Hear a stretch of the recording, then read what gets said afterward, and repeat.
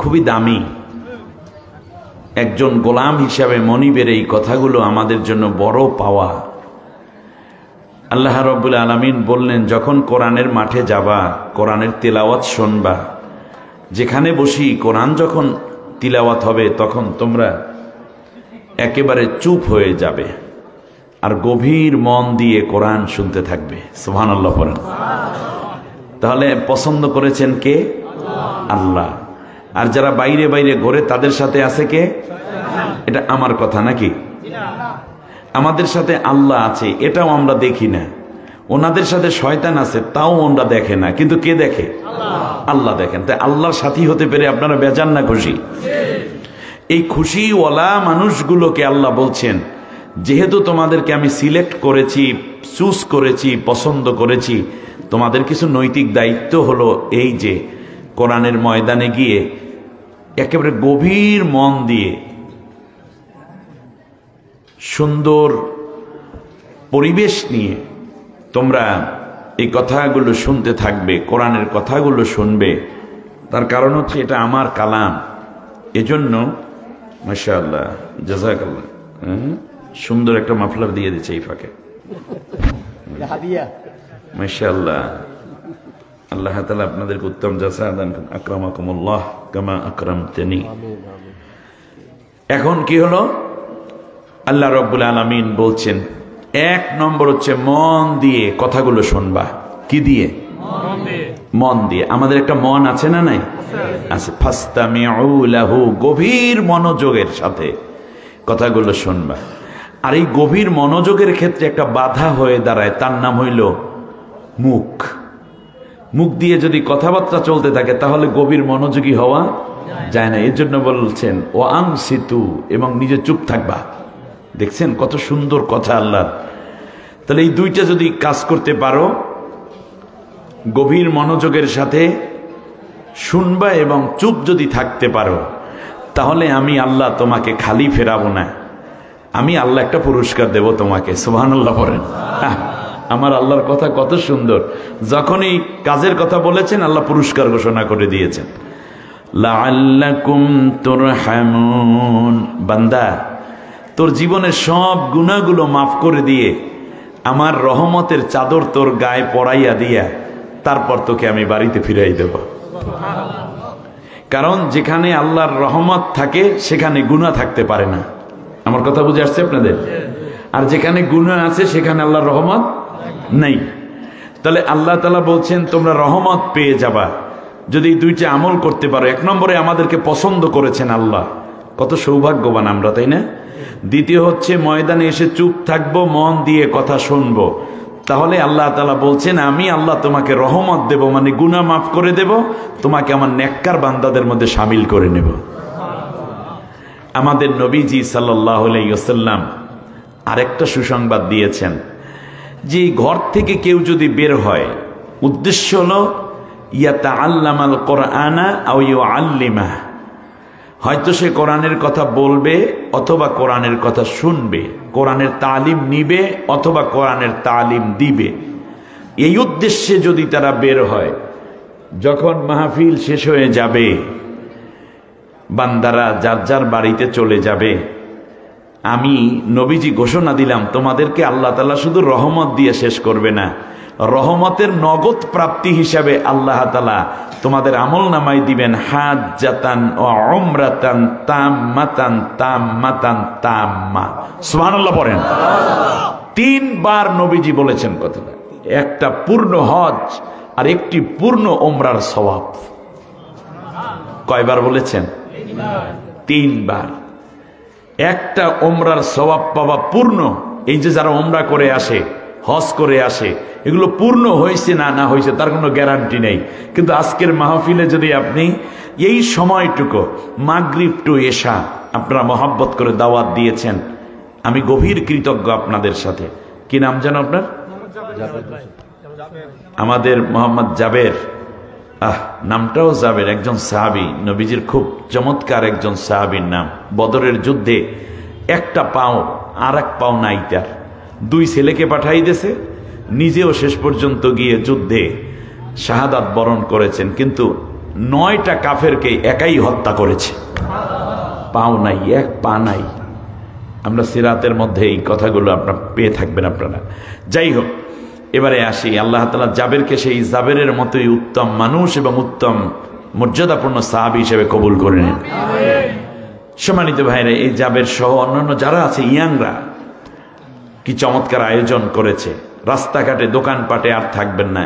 আমি আপনাদেরকে বেশি সময় দিতে পারবো না, সর্বোচ্চ 1 ঘন্টা সময় পাবেন।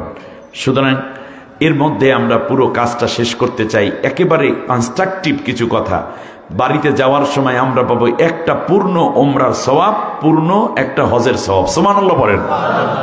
পূর্ণ হজ মানে কবুল হজ, পূর্ণ ওমরা মানে কবুল ওমরা। সুবহানাল্লাহ বলেন। কিয়ামতের দিন হয়তো আপনারা দেখবেন কারো কারো আমল নামায় যে হুজুর আমি তো কোনোদিন হজ করি নাই, যখন হজের সওয়াব আপনার আমল নামায় ভেসে উঠবে, গরিব মানুষ আল্লাহকে ডাক দিয়ে বলবে, আল্লাহ গো আমি তো গরিব ছিলাম, রোজানা রোজ খাওয়া মানুষ, অন্যের বাড়িতে কাজ করে খেয়েছি, আমার আমল নামায় আজকে পূর্ণ হজ পূর্ণ ওমরার সওয়াব। আল্লাহ তাআলা বলবেন, বান্দারে তুই নবীর কথা বিশ্বাস করেছ, আমার কথা বিশ্বাস করে এই ময়দানে বসা ছিলি এবং আমল করার জন্য কথাগুলো শুনেছিলি, এজন্য আমি আল্লাহ তাআলা খুশি হয়ে একটা পূর্ণ ওমরা, একটি পূর্ণ হজের সওয়াব তোর আমল নামায় দান করে দিয়েছি। আমার ভাইয়েরা আসুন না সেই মহব্বতে সবাই বসে, দাঁড়ানো ভাইরা, যুবকরা বসে পড়ো সামনে, খুব মর্যাদাপূর্ণ একটি সওয়াব আল্লাহ তোমাকে নসিব করে দিবেন। আদবের সাথে কোরআনের ময়দানে আমরা সবাই বসে পড়ি। আলহামদুলিল্লাহ আলহামদুলিল্লাহিল্লাযী হাদানা লিহাযা ওয়ামা কুন্না লিনাহতাদিয়া লাউলা আন হাদানাল্লাহ والصلاة والسلام على رسول الله من لا نبي بعده وعلى آله وأصحابه أجمعين. فقد قال الله تبارك وتعالى في شان حبيبه آمرا ومخبرا: أعوذ بالله من الشيطان الرجيم. সবাই পড়েন বিসমিল্লাহির রহমানির রহিম. ইন্নাল্লাহা ওয়া ملائكته يصلون على النبي يا أيها الذين آمنوا صلوا عليه وسلموا تسليما. اللهم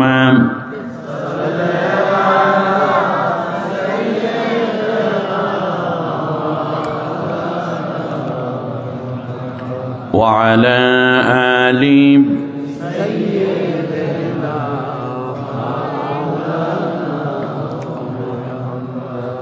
এ দুনিয়া পড়ে রবে,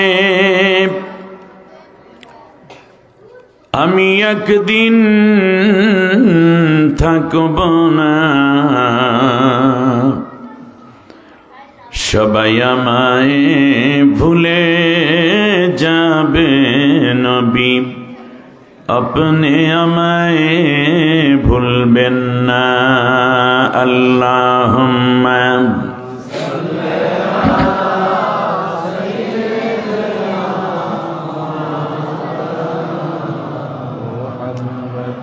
ওয়া আলা আলি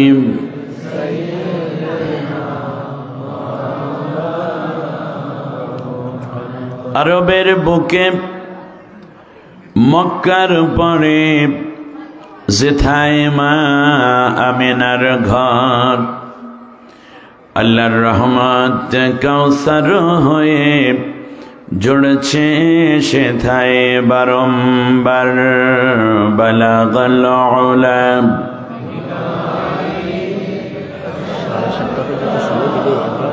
আলোচনার বিরতিটা হবে, আমরা 7:30 পর্যন্ত আলোচনা করি, তাহলে মনে তৃপ্তি পাবো।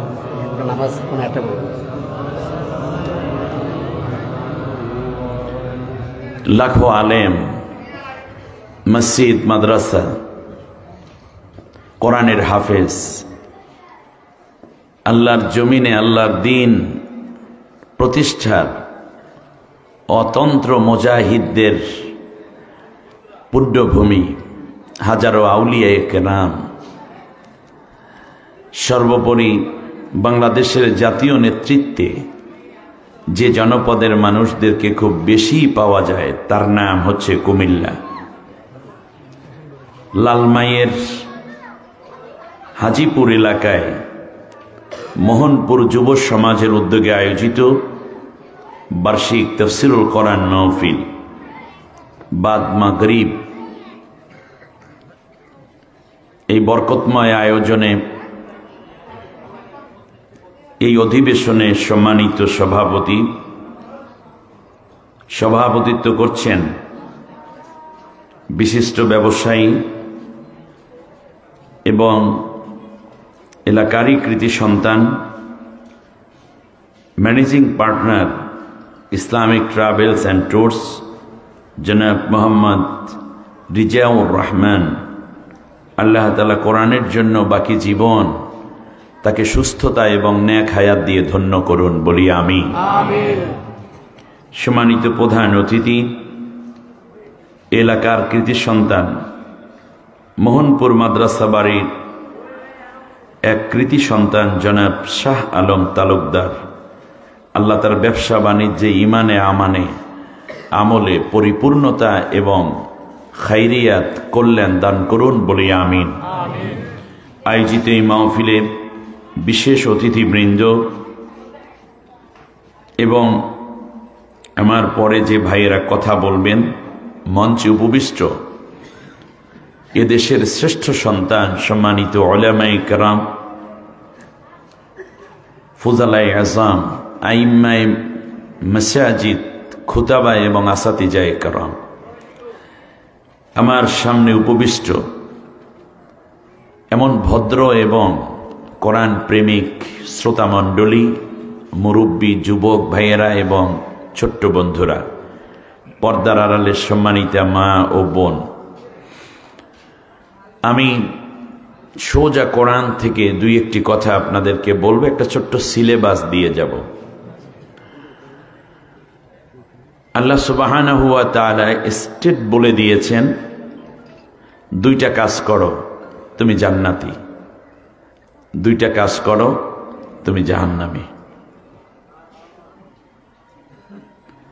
এবার বলুন, দুই কাজে জান্নাত আর দুই কাজে জাহান্নাম। এই কথা বুঝতে আপনাদের কোনো অসুবিধা হয়েছে? কয় কাজে জান্নাত আর কয় কাজে জাহান্নাম? দুই কাজে। এখন কোনটা করবেন? জান্নাতে যাওয়ার জন্য যেই কাজ সেইটা ধরতে হবে, আর জাহান্নামে যেই কাজ নিয়ে যায় ওইটা যদি আমাদের ভিতর থাকে তাহলে এখন থেকে ছেড়ে দিতে হবে। সবাই রাজি আছেন? এ কথাটা আমার হলে আপনারা কনফিউজড হতে পারতেন, কিন্তু কথাটা কার? আল্লাহর কথা আপনারা মানতে রাজি আছেন? আল্লাহর কথা বুঝতে রাজি আছেন? আল্লাহর কথা অনুযায়ী আমল করতে রাজি আছেন? আল্লাহ সবাইকে কবুল করুন, বলি আমিন। আমার সাথে পড়ে না, আউযু বিল্লাহি মিনাশ বিসমিল্লাহির রহমানির রহিম। বিচারিত অভিশপ্ত শয়তানের ওয়াসওয়াসা থেকে আল্লাহর আশ্রয় চাই। কার আশ্রয়? আমাদের আশ্রয়দাতা কে? আমাদের প্রশ্রয়দাতা কে? আমাদের মুক্তিদাতা কে? আমাদেরকে ভালোবাসেন কে? আমরা কার দয়ায় বেঁচে আছি? আল্লাহর দয়ায়। কার ইচ্ছায় একদিন মরে যাব? আল্লাহর ইচ্ছা। অতএব আমাদের আল্লাহ ছাড়া আর কোনো জায়গা নাই, ঠিক না? পরম করুণাময় অসীম দয়ালু আল্লাহর নামে শুরু করছি। فَأَمَّا مَنْ طَغَى وَآثَرَ الْحَيَاةَ الدُّنْيَا فإن الجحيم هي المأوى وأما من خاف مقام ربه ونهى النفس عن الهوى فإن الجنة هي المأوى آمنت بالله অর্থ হচ্ছে অতএব দুনিয়ার মানবতা তোমরা স্পষ্ট করে জেনে নিও যে ব্যক্তি তাগুত হবে তাগুতি করবে এবং জাগতিক জীবনকে প্রাধান্য দেবে আখেরাতের উপরে আখেরাতটার দরকার নাই দুনিয়ায় যা আছে এটাই যথেষ্ট আরো কি দুনিয়ায় জোগাড় করা যায় আরো কি এই চিন্তায় যারা থাকবে আমি আল্লাহ ঘোষণা করে দিলাম তারাই হচ্ছে জাহান্নামী তাহলে জাহান্নামীদের আলামত কয়টা দুইটা আমি একটু মানে একাডেমিক সিস্টেমে দুই একটা কথা জিজ্ঞেস করে আপনার মন খারাপ করছেন না তো যে হুজুর এত কথা কারণ কথা জিজ্ঞেস করে আদায় করলে ওইটা আপনাদের মনে থাকবে তাহলে বলেন তো দেখি জাহান্নামীদের আলামত কয়টা দুইটা এক নম্বর হচ্ছে তারা তাগুত হয় কি হয় তাগুত হয় এটা নিয়ে একটু ব্যাখ্যা করা লাগবে এটা আমি ইনশাআল্লাহ চেষ্টা করছি আর একটা বৈশিষ্ট্য হলো তারা দুনিয়াদার হয়ে যায় দুনিয়ায় যা দরকার তাদের সব দিলেও তারপরেও তাদের পেটটা ভরে না আরো চাই ক্ষমতা চাই টাকা চাই বাড়ি চাই গাড়ি চাই জমিন চাই বিল্ডিং চাই ফ্ল্যাট চাই সুনাম চাই সুখ্যাতি চাই স্বর্ণ চাই দেশের টাকা দেশের মধ্যে এখন আর কুলায় নেই এবার বিদেশে বাড়ি করব বিদেশে পাড়া করব বিদেশে ব্যবসা করব আমরা প্রয়োজনে বিদেশে গিয়ে বড় বড় দামি দামি বিল্ডিং কিনে লাগলে সেখানে গিয়ে থাকবো এই থাকতে হবে খাইতে হবে আমার চাই এটা কি জান্নাতীদের আলামত না জাহান্নামীদের আলামত আল্লাহ রাব্বুল আলামিন বললেন শোনো যে ব্যক্তি তাগুতি করবে আর স্বাভাবিকভাবে যারা তাগুতি শক্তি হয়ে থাকে তারাই এই দুনিয়াটাকে বড় ভোগ বিলাসী আরাম আয়েশ এবং এই জীবনটাকে এখানে দিয়ে আরো চাইয়ের স্বপ্নে বিভোর থাকে ঠিক না ফাম্মা মান তাগা ওয়া আথারাল হায়াতাদ দুনিয়া এই মাওলানা সাহেবকে এদিকে রাখেন স্টেজে আসেন আপনি আলেমরা স্টেজে আসেন একটু ভালো লাগবে বরকত হবে তাই না ফাম্মা মান তাগা যারা তাগুতি হবে ওয়া আথারাল হায়াতাদ দুনিয়া আর জাগতিক জীবনকে প্রায়োরিটি দিবে ফাইন্নাল জাহিমা হিয়াল মাওয়া তারাই জাহান্নামে যাবে আমার কথা আপনাদের বুঝে আসছে বাস এগেল জাহান্নামীদের আলামত এখন আপনি চাইলে 5 সেকেন্ডে আপনি ঘুরে দেখতে পারেন টোটাল ব্রেইন আপনার এখন কাজ করবে যে দুইটা বৈশিষ্ট্য যাদের ভেতর আছে তারা জাহান্নামী ইভেন কি আপনিও যদি এই বৈশিষ্ট্য এবং চরিত্রে বৈশিষ্ট্যমণ্ডিত কিংবা চরিত্রবান হয়ে ওঠেন তাহলে আপনিও জাহান্নামী আমিও যদি এরকম হই তাহলে আমিও কি কথাটা কার এই জন্য আমরা বলি যে এইটা শুধু আপনার ওয়াজ না এটা আমার ওয়াজ আগে ফাআম্মা মান তাগা ওয়া আথারাল হায়াতাদ দুনিয়া ফাইন্নাল জাহিমা হিয়াল মাওয়া এটা আল্লাহর স্পষ্ট ঘোষণা এরা সব জাহান্নামে সে মন্ত্রী হোক এমপি হোক পুলিশ হোক র্যাব হোক প্রধানমন্ত্রী হোক প্রেসিডেন্ট হোক মেম্বার হোক চেয়ারম্যান হোক নারী হোক পুরুষ হোক স্কুলে পড়ুক মাদ্রাসায় পড়ুক যদি এই দুই চরিত্র কারো ভেতরে থাকে সে কি এবার আল্লাহ রাব্বুল আলামিন বলেন শোনো জান্নাতি মানুষের চরিত্র আমি আল্লাহ ঘোষণা করে দিলাম ওয়া আম্মা মান খাফা মাকামা রাব্বিহি যারা ভয় করে একদিন আমার আল্লাহর কাছে দাঁড়াতে হবে তার রবের সামনে, তার প্রভুর সামনে তার জবাবদিহিতা নিয়ে হাজির হতে হবে। এই ভয় যারা করে, ওয়ানাহান নাফসা আনিল হাওয়া, অপকর্ম থেকে, গুনাহ থেকে, ফায়সা কাজ থেকে, প্রবৃত্তি থেকে, সব ধরনের অপরাধ থেকে যারা তাদের নফসকে নিয়ন্ত্রণ করে, মনে রেখো এই দুই চরিত্র যাদের ভেতরে থাকবে, এই মানুষগুলাকে আমি আল্লাহ জান্নাতি বানাইয়া দেব। ওয়া আম্মা মান খাফা মাকামা রাব্বিহি, যে ব্যক্তি ভয় করে এই দুনিয়া শেষ নয়, একদিন তো আমার আল্লাহর কাছে হাজির হতে হবে, আমি আমার মাবুদের কাছে কি জবাব দেব, কি কথা বলবো? আমার আল্লাহ যদি কিয়ামতের দিন জিজ্ঞেস করে, আব্দুর রহমান এই কাজটা কেন করছিলি, এটা তো গুনার কাজ ছিল। অথবা যদি প্রশ্ন করে, আব্দুর রহমান এই কাজটা সওয়াবের কাজ ছিল তোমার উপর, এই কাজটা বড় আবশ্যক ছিল, এই কাজটা তুমি কেন ছেড়ে দিলা?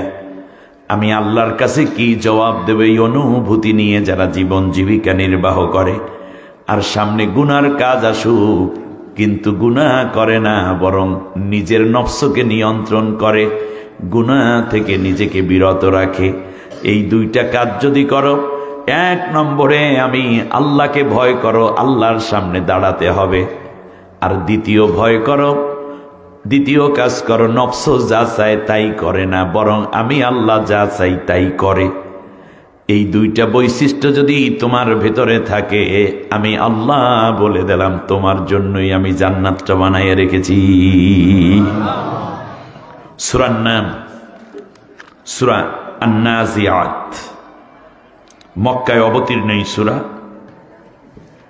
মোট 46টা আয়াত আছে, 2টা আছে রুকু। আমি আপনাদের উদ্দেশ্যে এই 46 আয়াতের মধ্য থেকে মোট 5টি আয়াত তিলাওয়াত করেছি, 37, 38, 39, 40, 41। আশা করি এই 5টি আয়াতের উপরে সংক্ষিপ্ত কথা বলে আমার আলোচনা শেষের দিকে যেতে পারবো ইনশাআল্লাহ। তাহলে আমরা সামারিটা জেনে নিলাম, মূল কথা অলরেডি আমার হয়ে গেছে। সেটা কি? জান্নাতে যাবে 2 আমল করলে। 1 নম্বর হচ্ছে আল্লাহকে ভয় করে চলতে হবে, যে আল্লাহর সামনে দাঁড়াতে হবে। এই পৃথিবীর মানুষ আমাকে কি জিজ্ঞেস করবে, রিমান্ড দিলে কি হবে, এই চিন্তা তাদের মাথায় নাই। প্রথম চিন্তাটাই হলো আমি আল্লাহর কাছে কি বলবো। এই ভয় যদি কারো অন্তরে থাকে, সে আর দেশের টাকা আত্মসাৎ করতে পারে? কথা বলেন না কেন? দিনের ভোট রাইতে দিয়ে বাক্স বইরে ক্ষমতায় যাইতে পারে? দেশের টাকা বিদেশে পাচার করতে পারে? সে কি কোনো নারীর ইজ্জত লুণ্ঠন করতে পারে? পারে না। আজান হয়ে গেছে।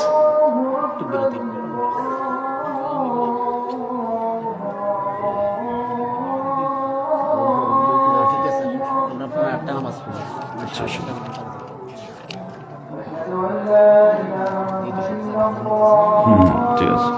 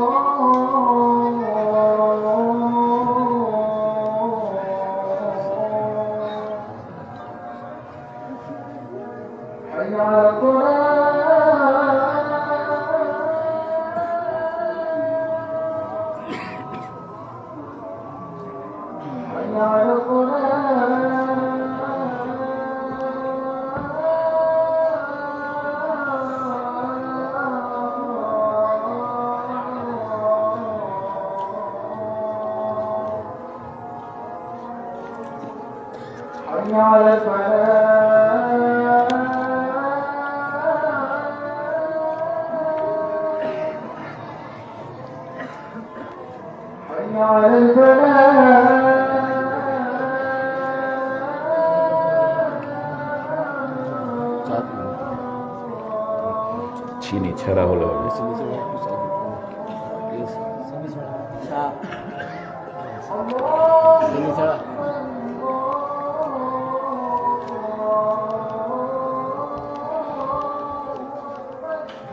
আল্লাহু আকবার আল্লাহ।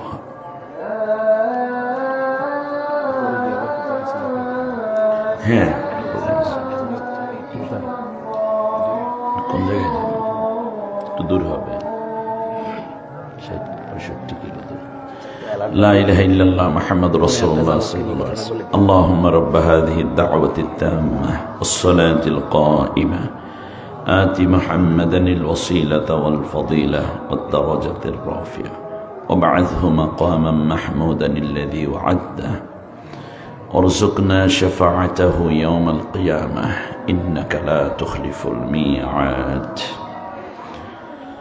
الحمد لله খানে কয়টায়? 7:45 জামাত, 7:45 জামাত হবে। এখন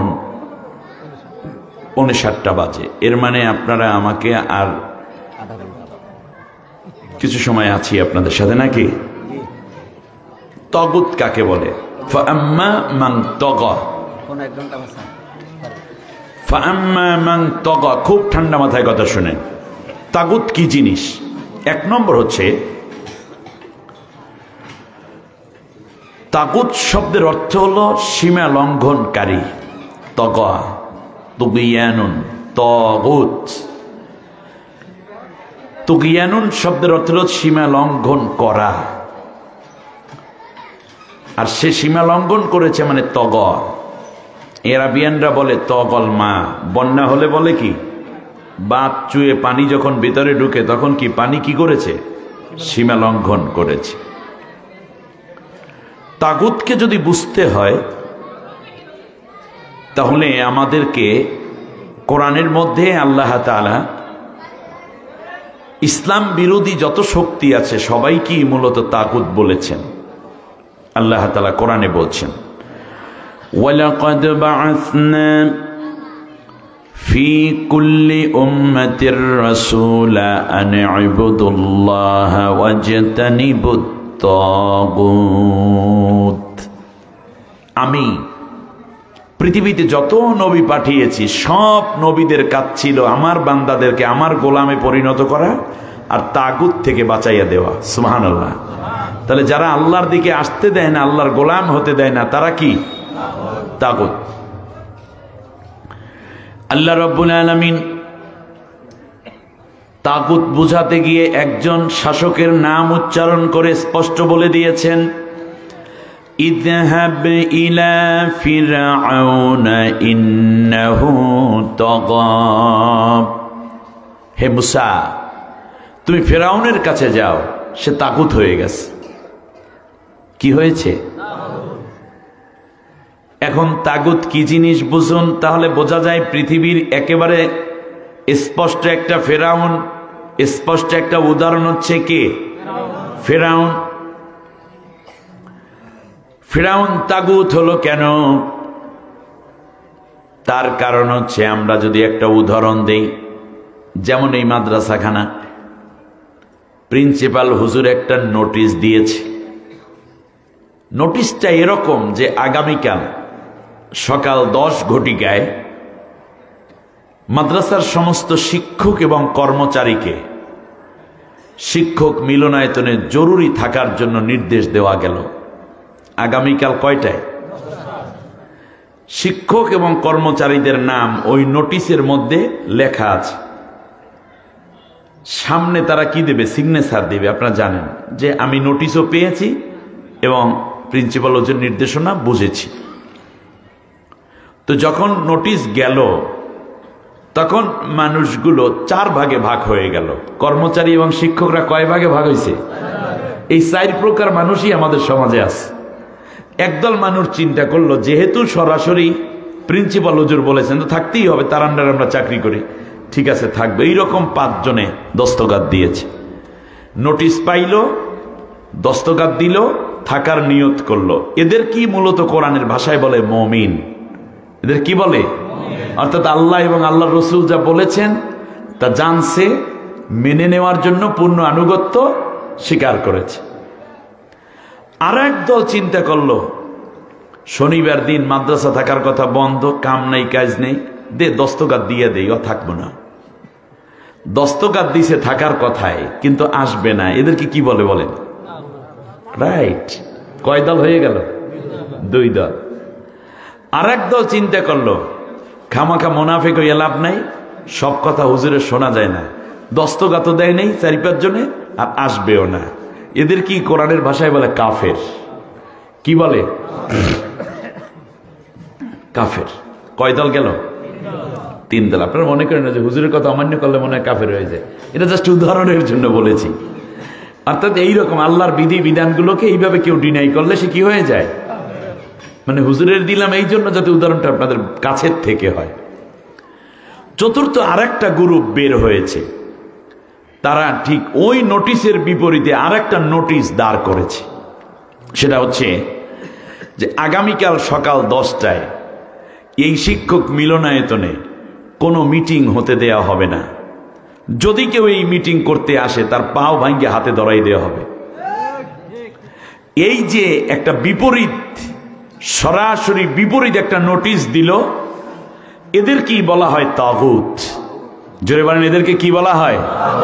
তাগুত। সুতরাং এই দুনিয়ায় যেই শাসক গোষ্ঠী, সে চৌকিদার থেকে নিয়ে প্রধানমন্ত্রী পর্যন্ত, পুলিশ, র্যাব, গোয়েন্দা, ডিবি, ডিএসবি, সেখান থেকে নৌসেনা বিমান, সেখান থেকে বুদ্ধিজীবী কলামিস্ট, সেখান থেকে ধরে যে কোনো ব্যক্তি কিংবা সংগঠন যখনই সরাসরি আল্লাহ যেটা বলেছেন তার বিপরীতে আইন পাশ করে মানুষদেরকে সেই আইন মানতে বাধ্য করে, ওই সরকার এবং ওই শাসক গোষ্ঠীকে কোরআনের ভাষায় তাগুত বলা হয়।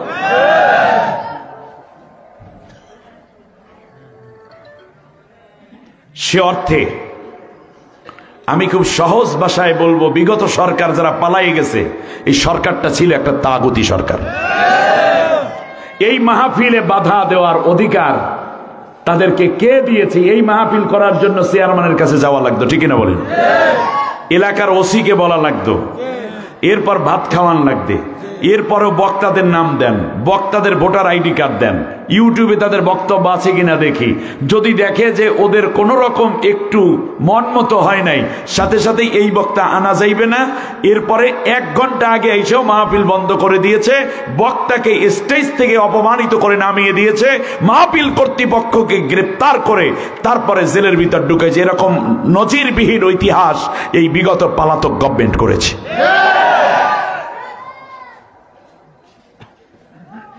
শুধু তাই, একজন আল্লামা সাঈদীকে হত্যা করার জন্য তারা বিল পাশ করেছে। আবার সেই রায় কাদের মোল্লার ঘাড়ে চাপানোর জন্য রাত্রে সংসদ বসে তারপরে 1 দিন আগে তারপর তারা এই আইন পাশ করে সাঈদী সাহেবকে দিয়েছে আমৃত্যু, কাদের মোল্লারে দিয়েছেন কি? এই কাম তারা করতে পারে। শুধু একটা, হাজারটা অঘটন ঘটাইয়া মানুষ চায় নাই, এদেশের মানুষ চায় নাই তার বাবাকে পূজা করতে, ছাত্র সমাজ চায় নাই রাস্তার মোড়ে মোড়ে মূর্তি বানাইয়া। এমনকি মাদ্রাসার মধ্যে এই আলেম মানুষ, কই প্রিন্সিপাল হুজুর কোথায়? এই প্রিন্সিপালের মাথার উপরে বাপ বেটির ছবি। হুজুর আপনি বলেন, আপনি কি চাইছিলেন ছবিটা থাকুক? চাই নাই। কিন্তু উনি যদি ছবি নামাইতো, তাই ওনার ঘাড় মাথা থেকে নামাইয়া দিত। এইরকম জালেম প্রেতাত্মা তাদের সাথীরা বিভিন্ন যুবকদেরকে তারা লেলিয়ে দিত, ঠিক কিনা বলেন?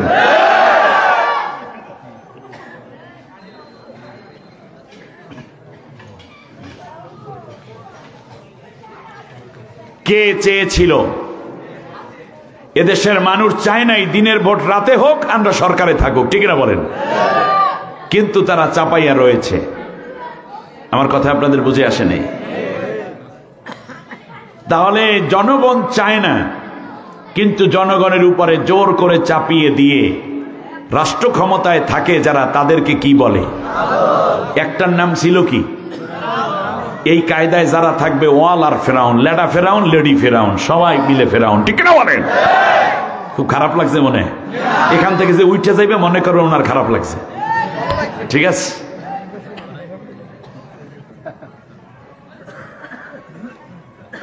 আল্লাহ রাব্বুল আলামিন বলেন, শোনো মুসা, তুমি চলে যাও ফেরাউনের কাছে, তার কারণ সে যে রাজত্বটা কায়েম করেছে, তাগুত হয়েছে, এটা যেন তেন কারণে না, তার কারণ সে দীর্ঘদিন ক্ষমতায় থাকছে এবং আরো থাকার বাহানা। 252 বছর খ্রিস্টপূর্ব একটানা সে ক্ষমতায় ছিল। এই রকম যারা দীর্ঘ ক্ষমতায় থাকতে চায় তারা তাগুত হয়ে যায়। 2041 সাল পর্যন্ত থাকিতে হইবে। 2024 সাল বাকি আছে, এখনো 17 বছর।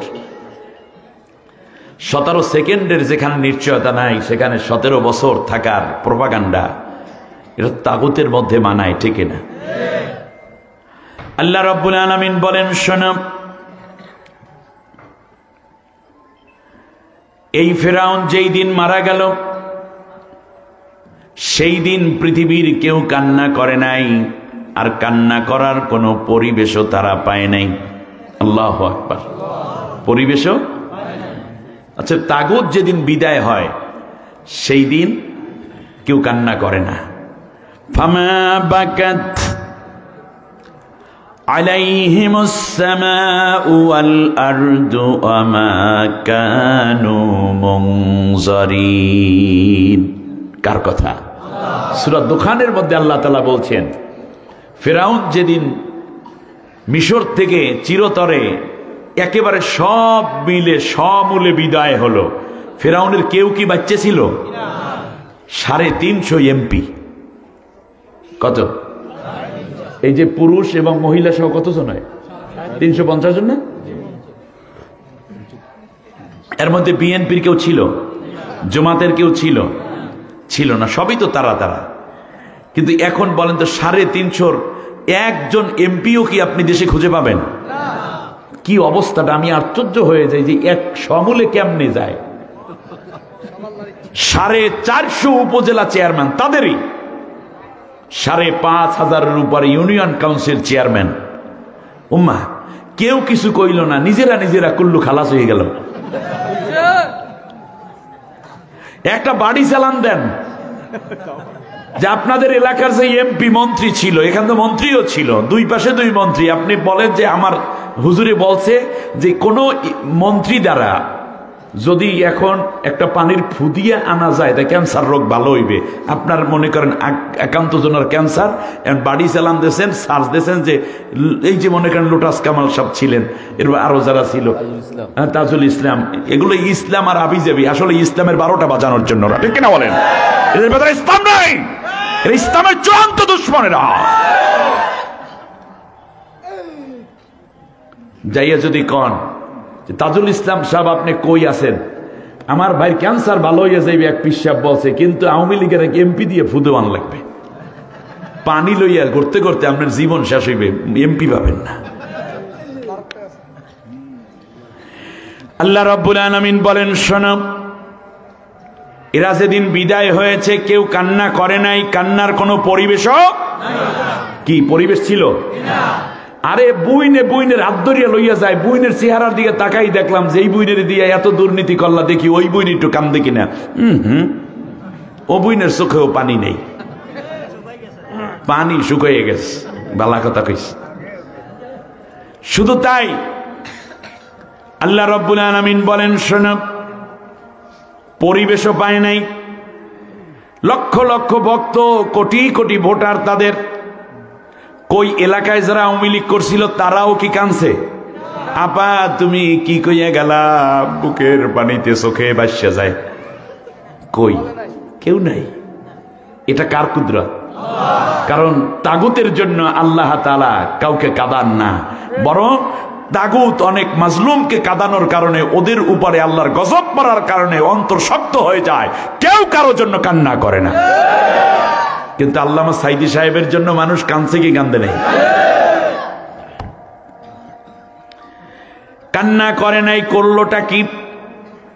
আল্লাহ রাব্বুল আলামিন বলেন, ফাকুতিয়া দাবিরুল কওমিল্লাযীনা যালামু ওয়ালহামদুলিল্লাহি রাব্বিল আলামিন।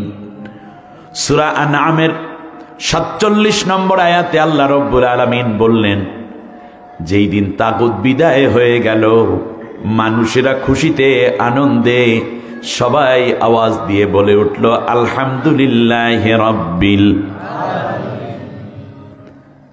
মানুষের দুঃসংবাদ শুনে মানুষ পরে ইন্না লিল্লাহ, আর তাগুতের দুঃসংবাদ শুনে মানুষেরা কি বলে? আলহামদুলিল্লাহ। আল্লাহ রাব্বুল আলামিন বলেন, শোনো, ওরা যখন চলে গেল সেই সময় তারা কি কি জিনিস ফেলে গেল শোনো। জান্নাতি ওয়া উয়ুন, তারা রেখে গেছে বিভিন্ন রকমের ঝর্ণাধারা এবং হাজার রকমের ফল ফলাদি চারদিকে। আল্লাহ রব্বুল আলামিন এরপর আবার বলতেছেন, শোনো, শুধু এটাই নয়, আরো তারা রেখে গেছে বিভিন্ন রকমের গাছগাছরা। চারদিকে মাকামিন কারিম, তারা বানিয়েছিল সাদের ঘর বাড়ি, বানিয়েছিল হাজার রকমের আনন্দ উৎসবের বিভিন্ন উপকরণ। সূরা দোকানের মধ্যে আল্লাহ রব্বুল আলামিন বলেছেন, এমনকি শেষ পর্যন্ত তারা চলে গেল এই সবগুলো ফালাইয়া। আপনি কি মনে করছেন তাগুত যাওয়ার জন্য প্রস্তুত ছিল? ছিল না। তাহলে কি আর দুপুরের রান্না করে গরম গরম খাবার? ফিরআউন চিন্তাও করতে পারে নাই যে এটাই তার জীবনের জন্য শেষ পরিণতি। 2 লক্ষাধিক সৈন্য নিয়ে লোহিত সাগরের মধ্যে ঝাঁপ দিয়ে পড়ছে।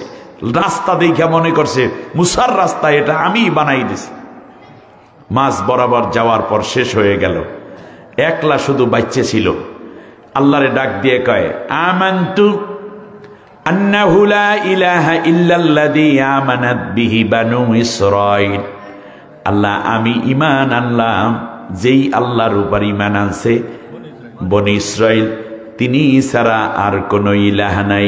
ওয়া আনা মিনাল মুসলিমিন, আর আমি এখন থেকে মুসলমান হয়ে গেলাম। লা ইলাহা ইল্লাল্লাহ বলছিল কিনা?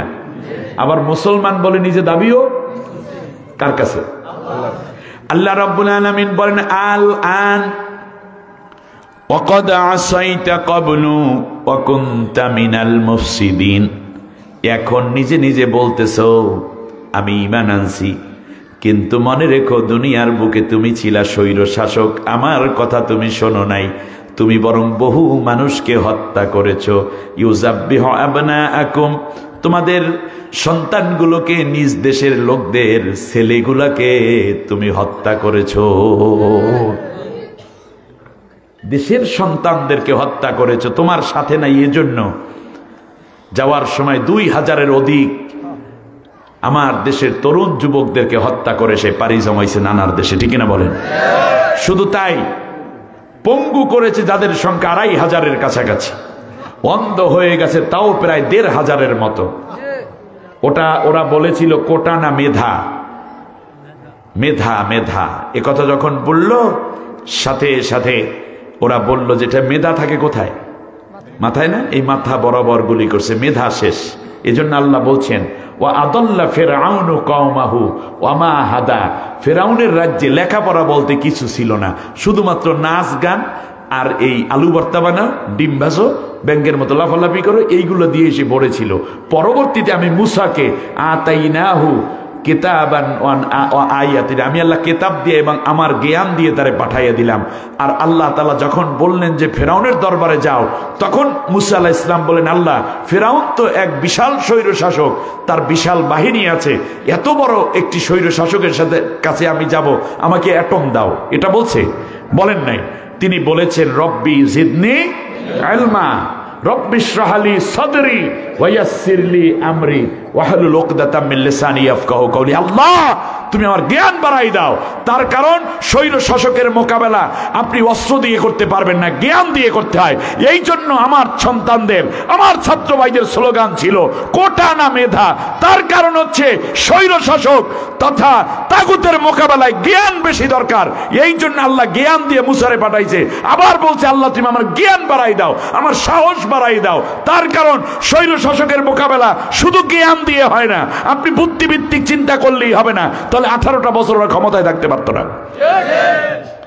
আমার দেশের বুদ্ধিজীবী কম ছিল না, কিন্তু পারে নাই কেন? তার কারণ এখানে রব্বি ইশরাহ লি ইসরা সদর লাগে, সাহসী লাগে। ওই সাইদের মতো, আবু সাইদের মতো, মুগ্ধদের মতো সাহসীরাও আছে। এই দিকে বলল কোটা না মেধা, করলো মেধা মেধা, বাস একদিকে মেধা আর একদিকে সাহস, আল্লাহকে তোকে বিজয় হয়ে যাবে। আল্লাহ রাব্বুল আলামিন বলেন, শোনো, এমনি করে করে আমি আল্লাহ সুবহানাহু ওয়া তাআলা যখন শুনতে পেলাম ফেরাউন বলল আমার দরকার আছে, আল্লাহ তুমি আমারে বাঁচাই দাও, আল্লাহ রাব্বুল আলামিন জবাব দিলেন আল আন ওয়াকাদ আসাইতা ক্বাবলু ওয়া কুনতা মিনাল মুফসিদিন। তুমি এখন বলতেছো আমি ঈমান আনলাম, কিন্তু এর আগে তুমি ছিলা স্বৈর শাসক। এর মানে স্বৈর শাসক শেষবারে তওবাতিল্লাহ কইরা ফিরে আসতে চায়, তাগুত ফিরে আসতে চায়, কিন্তু আল্লাহ তাআলা বলেন তাগুতের আমি ঈমান দিয়া কবুল করি না, তাগুতের ঈমান কবুল হয় না। একটা উদাহরণ দেই, আল্লাহ বললেন ফালিয়াউমা নুনাজ্জিকা বিবাদানিকা লিতাকুনা লিমান খালফাকা আয়া ওয়া ইন্না কাসীরাম মিনান নাসি আন আয়াতিনা লাগাফিলুন। আমি আল্লাহ কিয়ামত পর্যন্ত তোর লাশটাকে সংরক্ষণ করব, মাটি ভক্ষণ করবে না, পানি তোর লাশটা গালিয়ে দিবে না, হাঙ্গর কুমির খাবে না, পোকা মাকড় ধরবে না তোর লাশটাকে আমি আল্লাহ এইভাবে শুটকি বানাইয়া রাখবো। কিয়ামত পর্যন্ত সব তাগুতরা যেন তোর থেকে শিক্ষা নিয়ে, হইলে ভালো হবে আর না হয় তোর পরিণতি যে সবাই, এইটা যেন শিক্ষা নিতে পারে। কিয়ামত পর্যন্ত এই উদাহরণ থেকে যাবে। আল্লাহ রাব্বুল আলামিন বললেন এবার শোনো, তাগুতের অভিভাবক হলো শয়তান, নাউজুবিল্লাহ বলেন। আর যারা তাগুত বিরোধী তাদের অভিভাবক আল্লাহ নিজে, সুবহানাল্লাহ বলেন। আল্লাহু ওয়ালিয়্যুল্লাযীনা আমানু ইউখরিজুহুম মিনাজ-যুলুমাতি ইলান-নূর। যারাই ঈমানদার, আমি আল্লাহ হইলাম তাদের অভিভাবক, তাদেরকে অন্ধকার থেকে আলোর দিকে নিয়ে আসি। বাংলাদেশ আগামীতে আলোর দিকে যাবে, অন্ধকারে আর যাবে না। 16-17টা বছর অন্ধকারে ঢাকা ছিল এই জাতি, ঠিক কিনা বলেন? আল্লাহ তাআলা হেফাজত করেছেন। শিক্ষার অন্ধকার, অর্থনীতির অন্ধকার কি হচ্ছে কেউ জানতেই পারত না। আপনার সন্তানকে কিডন্যাপ করে নিয়ে গেছে, কোথায় আছে কেউ জানে না, লাশটা পর্যন্ত কোথায় আছে তার খবর নেই। এমনকি কত নির্যাতন, আয়না ঘর, রিমান্ড, ফাঁসি, কত কিছু হলো। এক গহীন অন্ধকারের মধ্যে জাতি ঘোরপাক খাচ্ছিল। আল্লাহ বলেন আমি অন্ধকার থেকে আলোর দিকে নিয়ে আসি। সুবহানাল্লাহ বলেন। আলোকিত একটি সূর্য এই বাংলাদেশ দেখবে ইনশাআল্লাহ পড়েন। এবার আল্লাহ রাব্বুল আলামিন বলেন আল্লাযীনা কাফারু আউলিয়াউহুমুত তাগুত ইউখরিজুনাহুম মিনান নূরি ইলায-যুলুমাত উলাইকা আসহাবুন নারি হুম ফিহা খালিদুন। সূরা বাকারার 157 নম্বর আয়াতে আল্লাহ রাব্বুল আলামিন বলেন, আর যারা কাফের তারাই কেবল তাগুতের অনুসারী হয়। বলেন, তাগুতের অনুসারী কে? কাফের।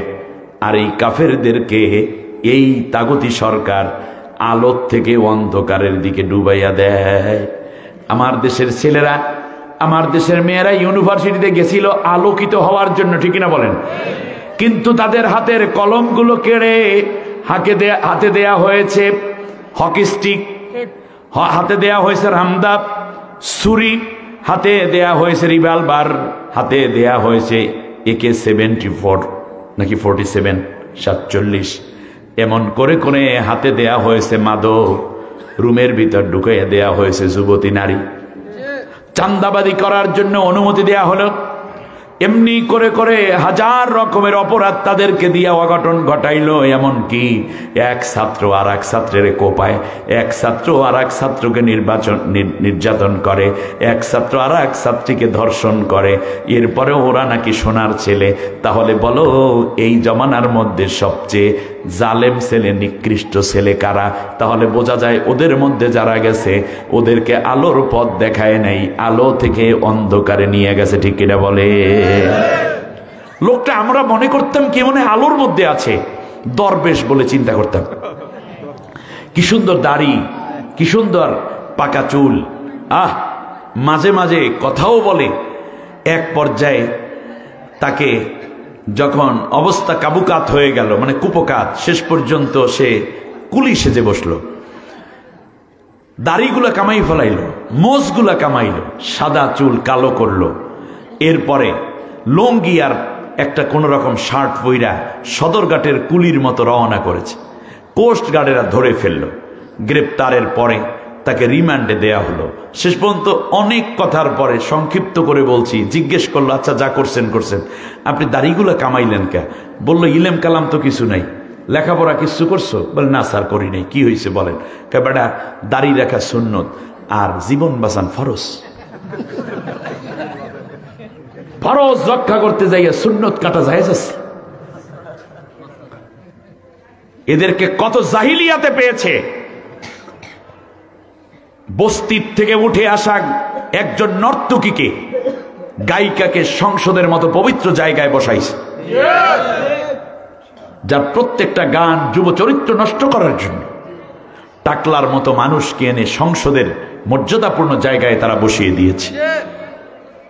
কত অঘটন, মূর্খতা কাকে বলে? শিক্ষা প্রতিমন্ত্রী মোনাজাতে বলে, আল্লাহ আমার নেতাকে জাহান্নামের একটা ভালো জায়গায় বসাই দিও।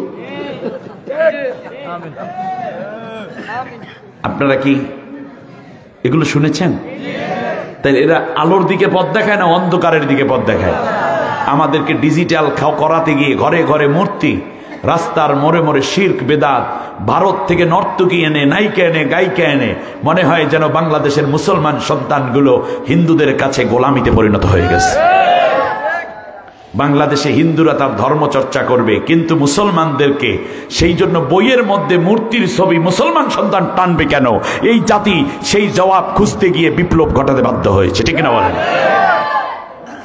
আল্লাহ রাব্বুল আলামিন বলেন, এই তাগুতের সাথে যারা থাকবা তারা নিঃসন্দেহে জাহান্নামী হয়ে যাবে। এরপর আল্লাহ রাব্বুল আলামিন আবার বলেন, শোনো, আরেকটা ঘটনা আছে।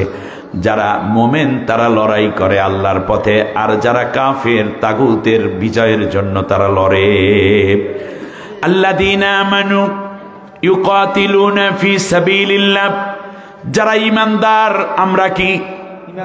আরো জোরে, আমরা কি? যারা ঈমানদার তারা আওয়াজ দিয়ে বলেন, আমরা কি? তোমরা কি? সবাই কি? ঈমানদার। যারা ঈমানদার তারা লড়াই করে আল্লাহর পথে, আল্লাহর কোরআনের রাজ কায়েমের জন্য, নবীর আদর্শ কায়েমের জন্য, নবীর সুন্নাহ কায়েমের জন্য তারা লড়াই করে। ওয়াল্লাযীনা কাফারু ইউকাতিলুনা ফি সাবিলিত তাগুত, আর যারা কাফের তারা লড়াই করে তাগুতকে বিজয় দেওয়ার জন্য। ওরা লড়াই করেছে কেন বলেন তো দেখি? তাগুতকে বিজয় দেওয়ার জন্য তারা লড়াই করেছিল। অতএব তাদের সংগ্রাম ছিল 28শে অক্টোবর 2006 সাল, হেফাজতে ইসলামের উপর নির্যাতন, সেখান থেকে ধরে বিভিন্ন বিরোধী দলের উপরে অত্যাচার পীড়ন যা করেছে, শেষ পর্যন্ত এসে তারা যে জুলাই আগস্ট আন্দোলন, সব জায়গায় তারা যে হত্যাযজ্ঞ চালিয়েছে, ইসলামকে বিজয়ের জন্য না তাগুতকে বিজয়ের জন্য? আল্লাহর ভাষায় তারা মোমেন নাই, তওবা করতে হবে। আর নলে আল্লাহর কাছে তোমরা জালিম, তোমরা তাগুত, তোমরা ইমানদার নও। কোন অপরাধে এই মানুষদেরকে হত্যা করেছো? আল্লাহ রাব্বুল আলামিন বলেন ফাকাতিলু আউলিয়া আশ-শাইতান, শয়তানের বিরুদ্ধে তোমরা লড়াই করো। মানে তাগুত মানে কার দল?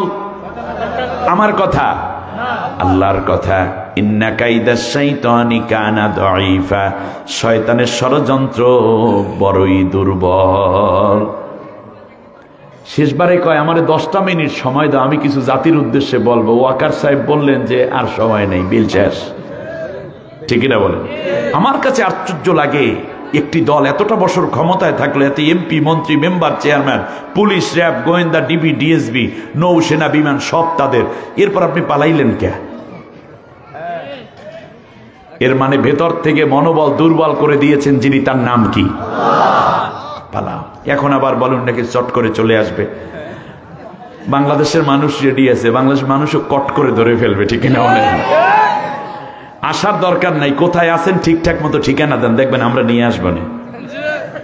আল্লাহ রাব্বুল আলামিন বলেন, শোনো, তাগুত চিহ্নিত হওয়ার পরেও কতিপয় মানুষ এই তাগুতের জন্য কাজ করবে, অথচ ইমানদার বলে দাবি করবে। আমি আল্লাহ রাব্বুল আলামিন তাদের ঈমান কবুল করব না।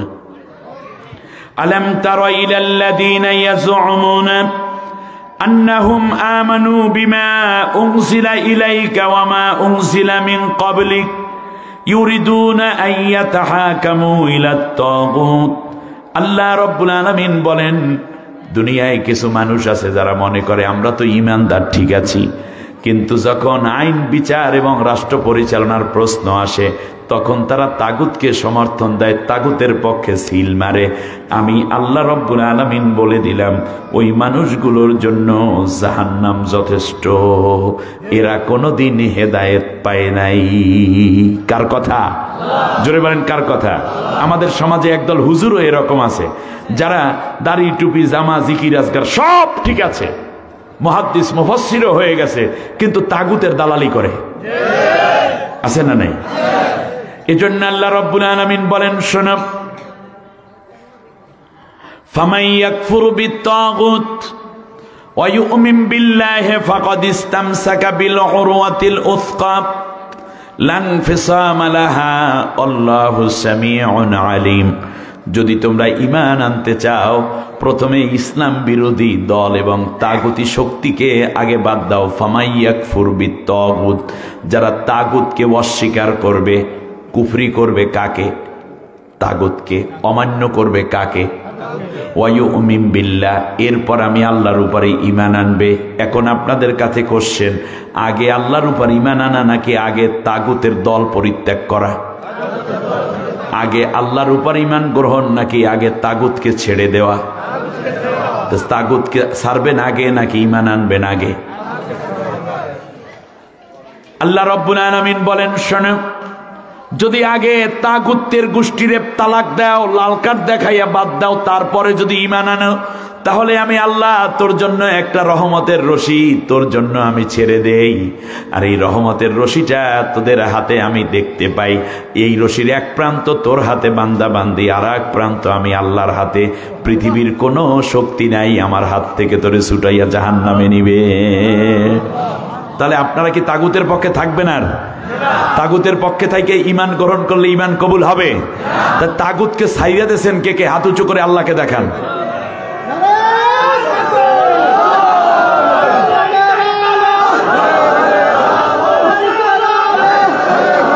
এবার হাত নিচু করেন। এবার তাগুতকে ছাড়ার পরে যারা যারা তাগুতকে চিরতরে বাদ দিয়ে যারা ঈমান এনেছেন, তারা দুইটা হাত উঁচু করে আল্লাহকে দেখাও। আল্লাহ কবুল করুন। আল্লাহ ঈমান তুমি কবুল করে নাও। বাস একটা উদাহরণ দেই, মনে থাকবে। কুমিল্লার মানুষের এমনি খুব কেলিভার, প্রচন্ড মেধাবী। তো আমি এখানে কিছু জিনিস দিলে এটা কামে লাগবে, এই জন্য আর কি আমি দিচ্ছি। এক লোক এই শীতের দিনে ভোর রাত 3টার সময় উঠছে, উঠে আর তাহাজ্জুদের নিয়ত। প্রথমে ওয়াশরুমে গেছে, প্রস্রাব করছে, পায়খানা করছে। পায়খানা প্রস্রাব সাইরা উনি আবার পানিও খরচ করে নেই, ঢিলাকুলুকও করে নেই, টিস্যু পেপারও ব্যবহার করে নেই, ডাইরেক্ট দাঁড়াই গেছে। দাঁড়ানোর পর 5 বার অজু করছে ঠান্ডা পানি দিয়া, যাতে অজু একেবারে ঠিকঠাক মতো হয়। এরপর 12 রাকাত তাহাজ্জুদ পড়ছে। শেষ রাতে সূরা ইয়াসিন, আর রহমান, মুলক, ওয়াকিয়া, মুজাম্মিল, মুদ্দাসির এগুলো সব পড়ছে। এরপর ফজরের নামাজের আজান এসে ফজরের নামাজ জামাতে পড়ার পর জিকির আজকার কইরা টইরা ইশরাক নামাজ পইরা তারপরে ঘরে আইসে স্ত্রীরে কয় কিছু খাওন টাউন দেন, এখন ক্ষুধা লাগছে। স্ত্রী কয় কাঁচা গুড় গন্ধায় করতে।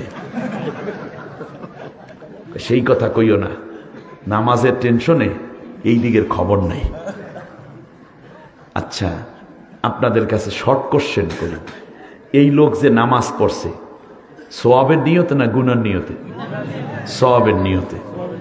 উনি অজু করছে কয়বার? 5 বার।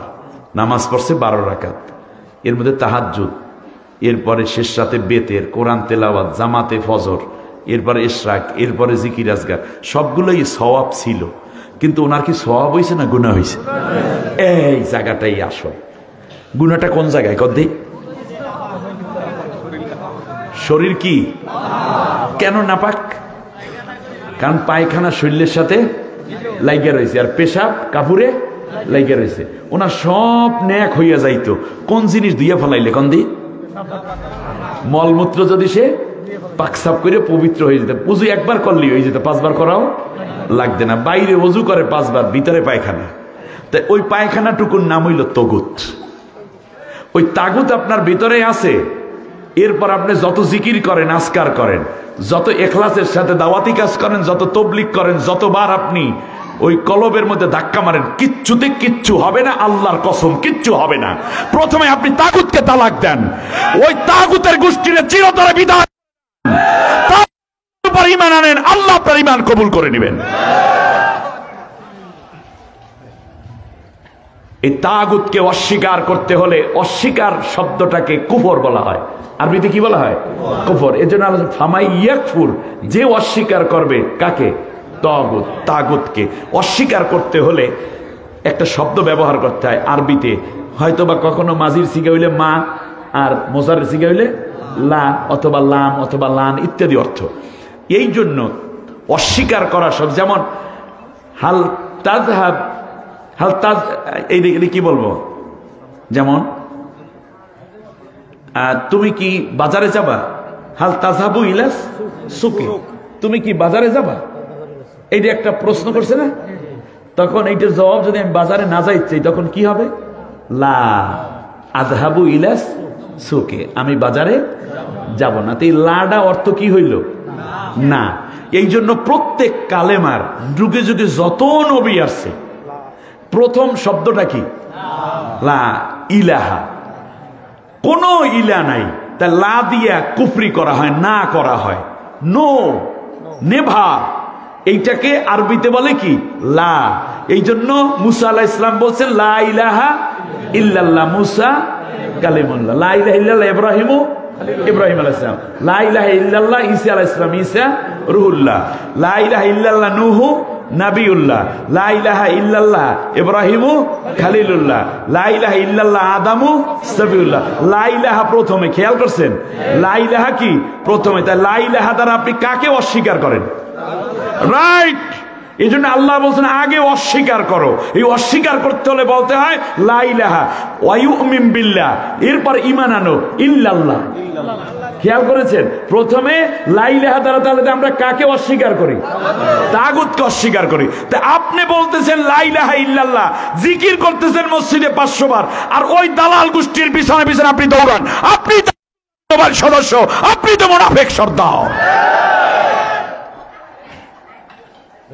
তাগুতকে প্রথম অস্বীকার করো। সব নবীকে আল্লাহ পাঠিয়েছেন। ওয়ালাকাদ বাআসনা ফি কুল্লি উম্মাতির রাসূলা আন ইবুদুল্লাহ ওয়াজতানিবুত তাগুত। তাগুত থেকে বাঁচো। তাগুতরা লড়াই করে আর ইমানদাররাও লড়াই করে। ইমানদাররা লড়াই করে আল্লাহর কোরআন বিজয়ের জন্য, তাগুতরা লড়াই করে বাংলাদেশ এবং বিশ্বের মধ্যে শয়তানি এবং বিভিন্ন রকমের গুনাহের কাজ প্রতিষ্ঠিত করার জন্য লড়াই আজও আছে, আগেও ছিল, সামনেও থাকবে। ঠিক না বলেন?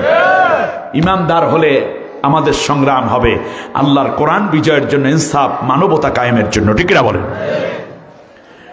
আল্লাহ রাব্বুল আলামিন বলেন, শোনো, শুধু এটাই নয়, বরং জাহান্নামকে আমি বানাইয়েই রাখছি শুধু তাগুতের জন্য। আপনি জীবনে 5 ওয়াক্ত নামাজ কাজা করছেন, কানতে কানতে হয়রান। আপনি 2টা রোজা রাখেন নাই, জীবনে কানতে কানতে হয়রান। এটা তাকওয়ার প্রমাণ। যৌবনের তাড়নায় জিনা করে বসেছে যুবক, কেঁদে কেঁদে হয়রান হচ্ছ। বন্ধুদের তালে পরে মদ পান করেছ, নিজে নিজে সংকুচিত হয়ে গেছে, অনুশোচনা তোমাকে পেয়ে বসেছে। এটা তোমার তাকওয়া। কিন্তু মনে রাখবা, এই গুনাহগুলা নিঃসন্দেহে অনেক বড় গুনাহ, কিন্তু তওবা করলে মাফ হয়ে যাবে। কিন্তু তুমি যদি তাগুতের দলে থাকো, তাহলে 1 কোটি বার তওবা করলেও তোমার তওবা আল্লাহ কবুল করে ইমানদারের খাতায় নাম নিবে না। তাহলে আগে কি করতে হবে? পায়খানাটুকু পরিষ্কার করে সাফ কইরা এরপরে ওযু করেন, 2 রাকাত পড়েন, কবুল হবে।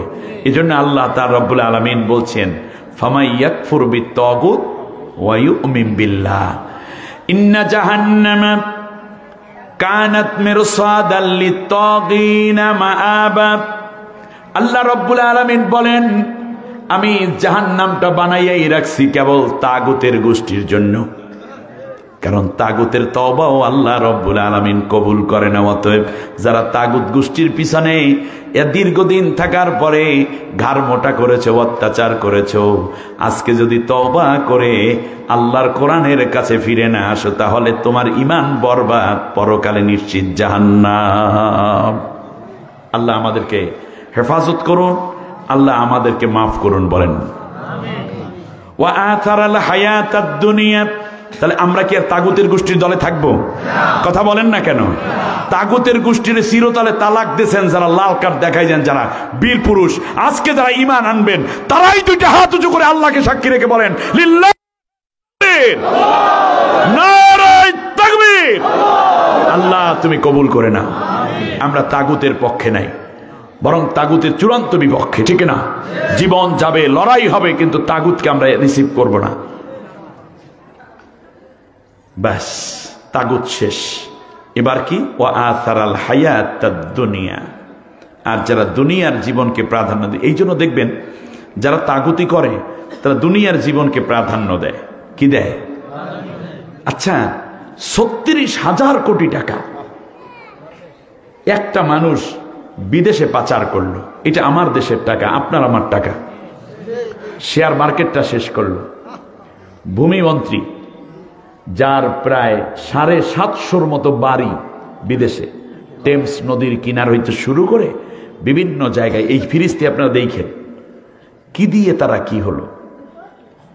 এক একটা পুলিশ বর্তমান অন্তর্বর্তীকালীন সরকারের কাছে জোরালো দাবি করছি, বিগত বছরগুলোতে যেই পুলিশ কর্মকর্তা ছিল, র্যাব কর্মকর্তা ছিল, সেখান থেকে ধরে যারা বিভিন্ন পর্যায়ে কাজ করেছে, তাদের প্রত্যেকের সম্পদের হিসাব আদায় করুন। এজন্য গোয়েন্দা লাগিয়ে দিন, বাড়িতে খবর নিন, কয় টাকা বেতন পায়, কত হাজার কোটি টাকার মালিক তারা হয়েছে। আহা, এই টাকাগুলো যদি উদ্ধার করতে পারে বাংলাদেশ, আবার মাথা উঁচু করে দাঁড়াবে 6 মাসে ইনশাআল্লাহ। ওয়া আথারাল হায়াতাদ দুনিয়া, দুনিয়ার জীবনকে প্রাধান্য দেয়। এদের টাকা পয়সার অভাব নেই, কি করবা? টাকায় কোনোদিন সম্মান দেয় না। আমি এই রংপুর গেলাম, রংপুরের সভাপতি বক্তব্য দিতে গিয়ে মুনাজাতের আগ মুহূর্তে সভাপতি বক্তব্য কয়, হুজুর একটা জিনিস আমাদের খুব লজ্জার, আমাদের এই ভাইদের কাছে, আমাদের এলাকার পুতের বউ পালাই গেছে, এই কথা শুনলে আমাদের খারাপ লাগে। এই জন্য আপনি আমাদেরকে মন খারাপ করবেন না, ওয়াজ করতে থাকবেন, আবার আসবেন ইনশাআল্লাহ। কারণ যদিও আমরা জামাই হিসাবে, শ্বশুর হিসাবে পুরো দায়িত্ব পালন করতে ব্যর্থ হয়েছি। কি তা কইবেন না, ওই এলাকার মানুষেরা বলছে। অতএব সম্মান আলাদা জিনিস, ঠিক না বলেন? সম্মানের জন্য বাবার মূর্তি বানাইছো, আর ছোট ছোট পোলা পাইনে ওইটার উপরে উঠে শিশু করছে, হ্যাঁ, জুতা দিয়ে পিটাচ্ছে। সম্মান বাড়লো না কমলো? কোনো দরকার ছিল এগুলার? হাজার হাজার কোটি টাকা বাংলাদেশের। আহা, এই হিসাব আল্লাহর কাছে দিতে হবে, ঠিক না বলেন? মানুষের কাছেও দিতে হবে। ওয়াআথারাল হায়াতাদ দুনিয়া, দুনিয়ার জীবনকে যারা প্রাধান্য দিয়ে বসবে তারা যাবে জাহান্নামে। আপনি বলেন একটা মানুষ চলার জন্য কয় টাকা? দুনিয়া কাকে বলে জানেন? এদিকে তাকান, আমার দিকে তাকাইলে দুনিয়াটা বসবেন। যেমন এই একটা টিস্যু পেপার না, এই একটা ছোট্ট জিনিস আমি এখানে রাখলাম, ছোট্ট একটা বাচ্চা এসে এই টিস্যু পেপারটা হাত দিয়ে নিয়ে গেছে। এই কারণে কেউ যদি এসে তাকে জোরে থাপ্পড় মারে, বাচ্চাটা কাঁদতেছে, তখন আপনারা বলেন যে একটা আদনা জিনিসের জন্য থাপ্পড় মারলা। কি জিনিস? এই আদনার চাইতেও আদনা যেটা, তাকে বলে দুনিয়া। আমার কথা আপনারা বুঝতে পেরেছেন? আদনার চেয়েও আদনা, সে আদনা, আদনার চেয়েও যেটা আদনা। একটু দেখেন, এত বড় একটা টিস্যু পেপার, এইটার দাম আর কয় টাকা? সেখান থেকে এখান থেকে ছোট্ট এক টুকরা আমি এখানে রাখলাম, এই টুকরাটুকু একটা বাচ্চায় নিয়ে যাওয়ার কারণে তারে যদি মারে আর যদি কান্না করে, তখন আপনারা যেমন বলেন আদনা একটা জিনিস, সে আদনার চেয়েও ছোট যেই জিনিস সেইটাকে বলে দুনিয়া। বুঝতে পেরেছেন? ব্যাস, এই হলো দুনিয়া। নবীজি বলেছেন সাল্লাল্লাহু আলাইহি ওয়াসাল্লাম যে আল্লাহর কাছে যদি এই দুনিয়ার দাম মশার একটা ডানার মতো, মশার ডানা কয়টা? দুইটা। একটা ডানার মতো যদি এই তামাম দুনিয়া মূল্যবান হতো, তাহলে আল্লাহ তাআলা কোনো কাফের মুশরিক জালেমকে এক ফোঁটা পানিও দিতেন না। আচ্ছা বুঝলাম, একটা মশার ডানার দাম কত হবে আনুমানিক? আচ্ছা কত হবে আমি একটু হিসাব দিই। মনে করেন আপনাদের কুমিল্লার কোনো লোক কষ্ট কইরা কইরা অনেকগুলো মশা ধরছে, বউর আর বাচ্চার লইয়া সেইগুলার ডানা খসাইছে, খসাইয়া পলিথিনের মধ্যে ভরছে, এরপর 1 কেজি ডানা বানাইছে, এরপর নিয়ে আপনাদের কাছাকাছি বাজার কোনটা? হরিচর বাজারে নিয়ে গেছে, নিয়ে পলিথিন বিছাইয়া তারপরে বলছে যে ভাইরা এইটা মশার 1 কেজি ডানা আপনারা কে নিবেন? এই লোকের এমনি ভালো মানুষ মনে করেন না পাগল মনে করেন? তো ওইটা হলো এর চেয়েও দামহীন হলো দুনিয়া। আর এই দুনিয়ার জন্য আমাদের এত মোহ। অথচ রাসূল সাল্লাল্লাহু আলাইহি ওয়াসাল্লাম যখন ওফাত হয়ে যাবেন, তখন তিনি আয়েশা রাদিয়াল্লাহু আনহাকে জিজ্ঞেস করেন, আয়েশা ঘরের মধ্যে কি কি আছে? বললি ইয়া রাসূলুল্লাহ, ঘরের মধ্যে 3 কেজি গম আছে, 1 কেজি আটা আছে, 7টা খেজুর আছে, আর 7টা দিরহাম আছে। নবীজি বললেন সবগুলা ডেকে গরিবের মধ্যে বন্টন করে দাও।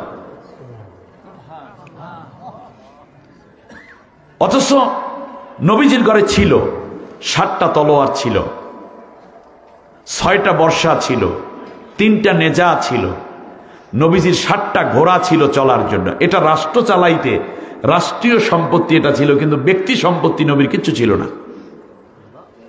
নবীজি বললেন, আয়েশা রে, আমার ঘরে 7টা দিরহাম থাকবে, এই অবস্থায় আমি আল্লাহর কাছে হাজির হতে চাই না। আমার ভাইরা একটু খেয়াল করুন, ডেভিড বেন গুরিয়ান 1948 সালের 7 মে সর্বপ্রথম ফিলিস্তিনে মানে জেরুজালেমে এই ইহুদি কয়টা ইহুদি নিয়ে একটা ছোট্ট রাষ্ট্র গড়ার পরিকল্পনা করে। তো সেই জায়গাটায় সাংবাদিকরা প্রশ্ন করেছিল যে আপনি রাষ্ট্র চালাবেন, হিটলারের হাতে মাইর খাইয়া সব চলে আসতেন এখানে, এখানে রাষ্ট্র বানাবেন, আপনি রাষ্ট্র চালাইবেন কেমনে? বললো যে রাষ্ট্র চালাবো আমি মুহাম্মাদের নিয়মে। কার নিয়মে? মুহাম্মদুর রাসূলুল্লাহর নিয়মে চালাবে রাষ্ট্র। বললো সেটা কিভাবে? বললো যে মুহাম্মাদের ঘরে খাবার ছিল না, সাহাবীদের ঘরে খাবার কম ছিল, কিন্তু তারা বহির্শত্রুর আক্রমণ থেকে বাঁচার জন্য এবং দেশের মধ্যে সন্ত্রাস দমন করার জন্য তারা ছিল খুবই সিদ্ধহস্ত। অতএব আমরা কম খাবো, কম পরবো, কিন্তু আমাদের হাতে অ্যাটমিক থাকবে, আমাদের হাতে আধুনিক বিমান থাকবে, আমাদের হাতে আধুনিক মারণাস্ত্র থাকবে, আমাদের হাতে আধুনিক বন্দুক থাকবে, যা দেখে বহির্বিশ্ব আমাদেরকে স্যালুট করতে বাধ্য হয়। এটাই আজকে সেটা হয়েছে কিনা? আর মুসলমানের সন্তানরা রাষ্ট্র ক্ষমতায় গেল, নামগুলো একটু কি ইসলাম যেন কইলেন, এর বাউরি তাজুল ইসলাম, তাজুল শয়তান কিনা। তো এখন দেখেন সেই জায়গাটায় তাদের ঘর বাড়িগুলোর দিকে তাকান, তাদের জীবন জীবিকার দিকে। এমপি আসছে মানে মনে হয় যেন মঙ্গল গ্রহ থেকে কি নামে আসছে এলাকায়, এলিয়ন নেমে আসছে। হ্যাঁ, ঠিক কথা কেস। অতএব ওমর রাদিয়াল্লাহু তাআলা, আবু বকর রাদিয়াল্লাহু তাআলা আনহুম, তারা ছিলেন মানুষের জন্য সেবক। তাদের ঘরে এমন কিছু ছিল না। আবু বকর রাদিয়াল্লাহু তাআলা আনহু ইন্তেকালের আগে হযরতে ওমরের হাতের মধ্যে হাত দিয়ে বললেন, ওমর, আমার খুব মনে হচ্ছে বেশি সময় আর আমি নাই। মৃত্যুর 3 দিন আগে বলল যে, আবু বকর, আপনার শরীর কি বেশি খারাপ? বলল যে হ্যাঁ, একটু বেশি খারাপ, তবে এই খারাপটা কেটে যাবে। বলল তাহলে আর চিন্তা কি? কয় না, এই কেটে যাওয়ার মানে আমি সুস্থ হব না। বলল আপনার মুখ থেকে এরকম গন্ধ কেন? সমস্যা বেশি নাকি? বলল যে আল্লাহ নবী যেদিন পৃথিবী থেকে বিদায় হয়ে গেছে, নবীর শোকে আমি আবু বকরের কলিজাটা পুড়ে গেছে। সেই কলিজা পোড়ার গন্ধ এখন নাক মুখ দিয়ে ছড়তেছে। কিছুক্ষণের মধ্যে আমার বন্ধুর সাথে দেখা হয়ে যাবে। আমাকে আল্লাহ নতুন আরেকটা কলিজা দিবেন, যেই কলিজা জান্নাত থেকে প্রাপ্ত। বিশ্বনবী সাল্লাল্লাহু আলাইহি ওয়াসাল্লামের প্রতি গভীর আনুগত্য। এরপর খেয়াল করে দেখুন, ওমরকে ডেকে বললেন, ওমর, আমি মরার পরে তুমি আমাকে গোসল দিবা। খেয়াল করেছেন, বন্ধু বন্ধুকে বলে যাচ্ছে তুমি আমাকে গোসল দিবা। এমন বন্ধু আমাদের বানানো দরকার, ঠিক না বলেন? শুধু তাই নয়, তুমি আমাকে গোসল দিবা, আমাকে কাফন পরানোর জন্য নতুন কোনো কাপড় দরকার নাই। আবু বকর, ওমর, আমার পুরান কাপড় জমজমের পানি দিয়ে ধুইয়া আমি সুন্দর আমার শরীরের মাপ দিয়ে ভাঁজ করে করে 3 খান কাপড় ওই বাক্সের মধ্যে রেখে দিয়েছি।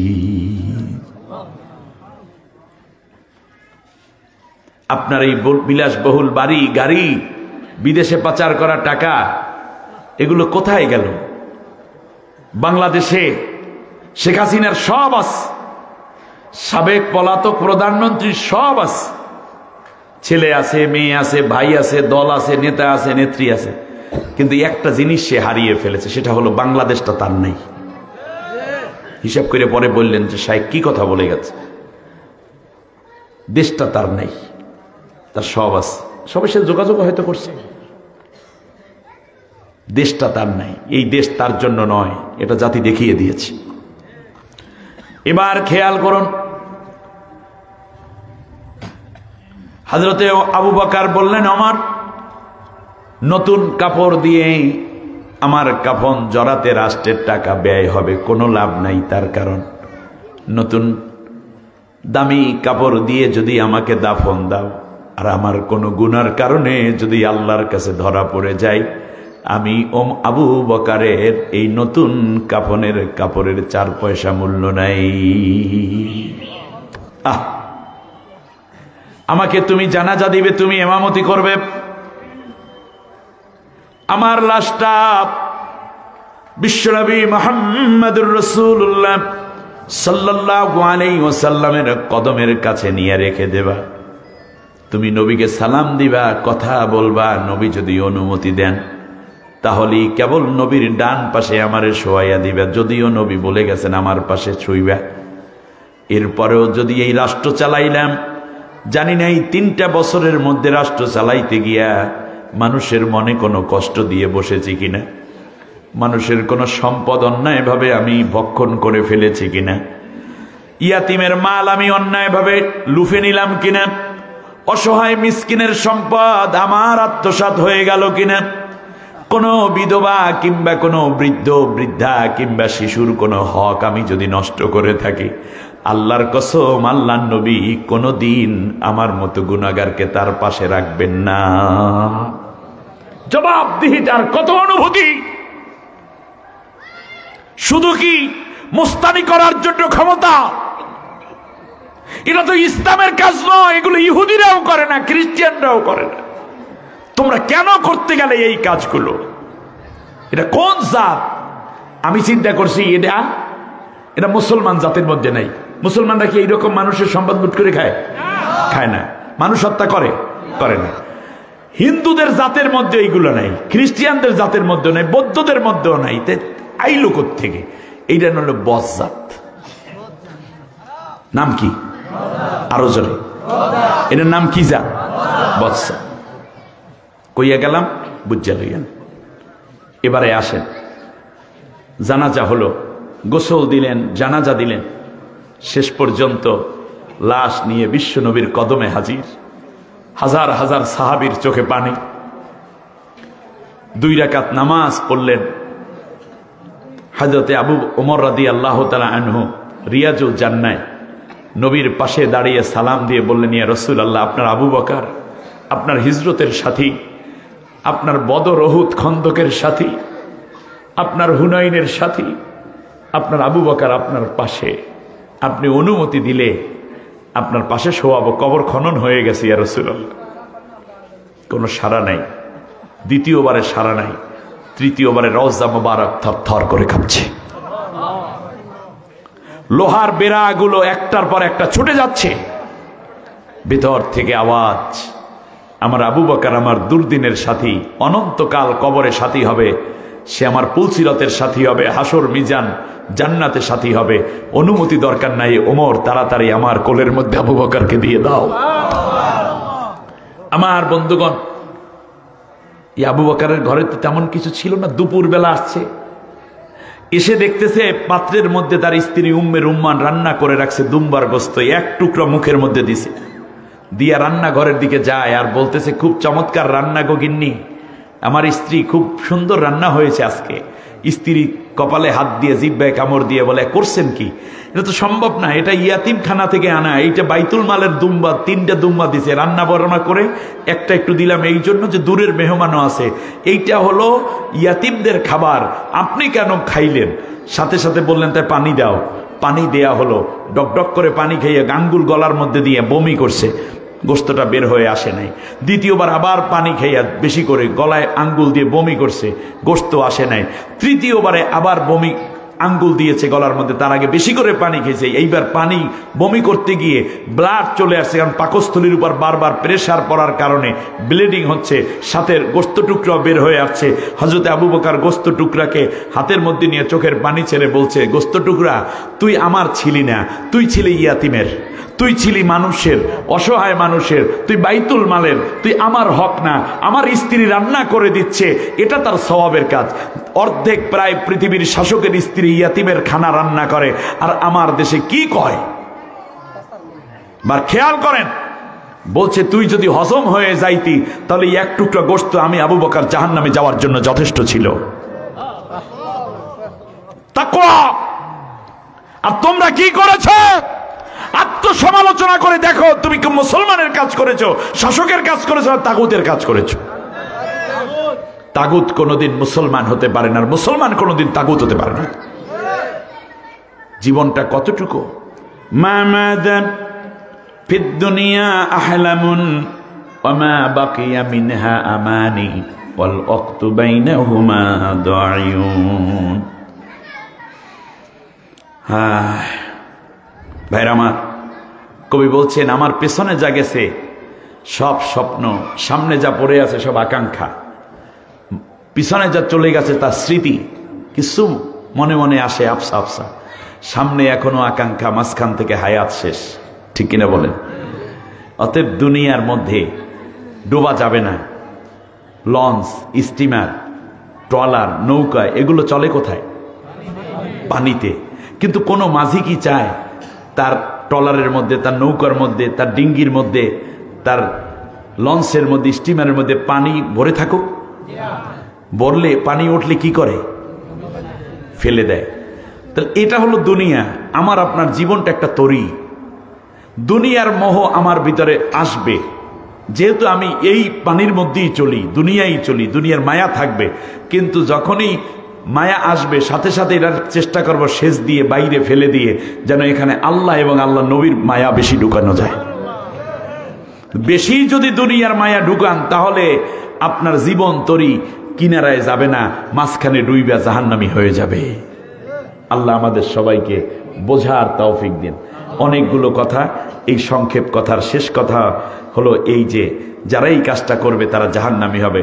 যারা কি বলেন, ফাআম্মান তাগা ওয়া আসারাল হায়াতাদ দুনিয়া। মসজিদে আজান হচ্ছে, আপনার সেই দিকে খেয়াল নাই, ব্যবসার মধ্যেই পড়ে আছেন। মসজিদে আজান হচ্ছে, আপনি স্ত্রী সন্তান নিয়ে পড়ে আছেন। মসজিদে জামাত চলে যাচ্ছে, আপনি মোটরসাইকেল চালাইতে আছেন, গাড়ি চলছে তো চলছে, আপনি হাল চাষ করছেন তো করছেন, আল্লাহর দিকে কোনো রুজু নাই। বরং আপনি যদি তখন ব্রেক করতে পারতেন তাহলে বুঝাইতেন যে আল্লাহ, জীবন বাঁচানোর জন্য হালালুটি করি, কিন্তু তোমারে আমি ভুলে যাই নেই। আপনি একদিকে আল্লাহর ওলি হয়ে যেতেন, অপরদিকে আপনি দুনিয়ার বুকেও ভালো থাকতেন। আল্লাহ আমাদেরকে হক বোঝার তৌফিক দিন। আর হলো তাগুতকে অস্বীকার করব, আর কি করব, দুনিয়াকে যতটুকু সম্ভব ততটুকু ভোগ করব, যতটুকু পারি, কিন্তু অতিরিক্ত হয়ে দুনিয়ার মধ্যে আমরা ডুববো না। ঠিক না বলেন? আল্লাহ আমাদের কবুল করুন। এই কাজ যারা করবে তারা যাবে কোথায়? জাহান্নামে। আর যারা বেঁচে থাকবে তারা জান্নাতের। বাঁচতে হইলে কি লাগবে? ও আম্মামান খাফা মাকাম রাব্বিহি। একদিন আল্লাহর সামনে আমাদের হাজির হতে হবে না? মিনহা খালাকনাকুম ওয়া ফিহা নুঈদুকুম ওয়া মিনহা নুখরিজুকুম তারাতান উখরা। এর অর্থ তো জানেন। একদিন আল্লাহর কাছে আমার ইয়াউমা ইয়াকুমুর রূহু ওয়াল মালাইকাতু সাফফা, আল্লাহর সামনে আমাদের সবাই দাঁড়াতে হবে। এটা কি আমার কথা না আল্লাহর কথা? কি নিয়ে দাঁড়াবো? বিশ্বনবী সাল্লাল্লাহু আলাইহি ওয়াসাল্লাম দোয়া করতেন, আল্লাহুম্মা হাসিবনি হিসাবাই ইয়াসিরা। বলেন আমার সাথে, আল্লাহুম্মা হাসিবনি হিসাবাই ইয়াসিরা। আল্লাহ, হিসাবের দিন তুমি আমার হিসাব সহজ করে দিও। সাহাবীগণ আরজ করলো, ইয়া রাসূলুল্লাহ, হিসাব তো হিসাবই, সহজ আর কঠিনের কি আছে? আল্লাহ নবী বলেন, কিয়ামতের ময়দানে মানুষগুলো যখন নফসি নফসি বলে চিৎকার করবে, জিহ্বাটা কারো নাভি পর্যন্ত ঝুলে পড়বে, মাথার তালু ফেটে ঘিলু টকবক করতে থাকবে, কলিজার ছাতি ফেটে যাবে, ঘামের মধ্যে মানুষ সাঁতার কাটবে, রক্ত বের হয়ে যাবে নাক কান গলা থেকে। তখন মানুষকে আল্লাহ প্রশ্ন করবেন।